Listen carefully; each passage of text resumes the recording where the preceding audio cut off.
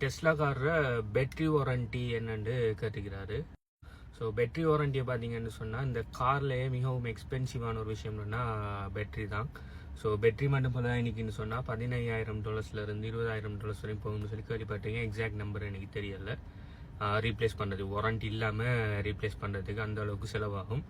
கார்னு ஒரு 35,000 40,000 தான். அதில் அரைவாசி இல்லாட்டி அரைவாசிக்கு மேலே பேட்டரிக்கு மட்டும்தான் செலவு. இதில் இப்போ என்ஜின் மோட்டர் ஒயில் அந்த பிரச்சனை ஒன்றுமே இல்லை. பேட்ரி ப்ளஸ் சிஸ்டம் அவ்வளோதான். ஸோ பேட்ரி தான் இதில் மிக முக்கியமான செலவு. ஓகே, ஸோ இவங்க கார் வாங்கக்குள்ள பேட்ரி வாரண்டி அந்த காருக்கு 2 விதத்தில் தருவாங்க. ஒன்று, நீங்கள் கார் வாங்கி 8 வருஷத்துக்கு பேட்ரி வாரண்டி. அப்படி இல்லைன்னு சொன்னால் அது இல்லாட்டி 1,60,000 கிலோமீட்டர்ஸ் ஓடுற வரைக்கும் வாரண்டி. இதில் எது முன்னுக்கு வருதோ, இப்போ நீங்கள் கூடுதலாக ட்ரைவ் பண்ணுற ஒரு ஆளாக இருந்தால் உங்களுக்கு 8 வருஷத்துக்கு இடையில 1,60,000 வந்தால் உங்களுக்கு வாரண்டி முடிஞ்சிடும். அதுக்கு பிறகு நீங்கள் பேட்டரியில் அது பிறகு கவனமாக இருக்கணும். அதுக்கப்புறம் பேட்டரியில் என்ன நடந்தால் நீங்கள் பே பண்ண வேண்டி வரும் பெரிய ஒரு அமௌண்ட். நீங்கள் அப்படி இல்லை, நீங்கள் பெருசாக ட்ரைவ் பண்ணுற ஆள் இல்லை, லைக் கொஞ்சம் தான் ட்ரைவ் பண்ணுறீங்கன்னா 8 வருஷத்துக்குள்ளே 1,60,000 கம்ப்ளீட் ஆகிட்டு 8 வருஷம் கம்ப்ளீட் ஆகிக்கணும்னா ஆட்டோமேட்டிக்காக உங்களுக்கு வாரண்டி இல்லாமல் ஆகிடும். அதுக்கப்புறம் வாரண்டி இல்லை.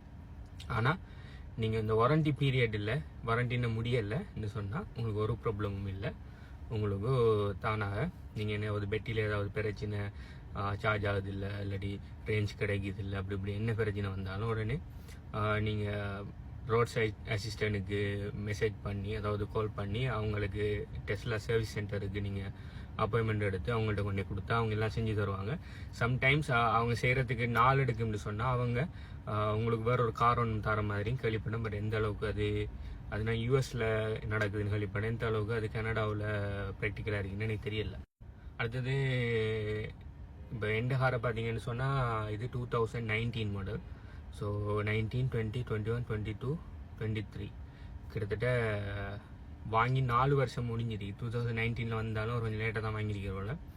4 வருஷம் முடிஞ்சிருக்கு. ஸோ இன்னொரு 4 வருஷத்துக்கு 2027 வரைக்கும் நினைக்கிறேன் எனக்கு இன்னும் பேட்டரி வாரண்டி இருக்கு.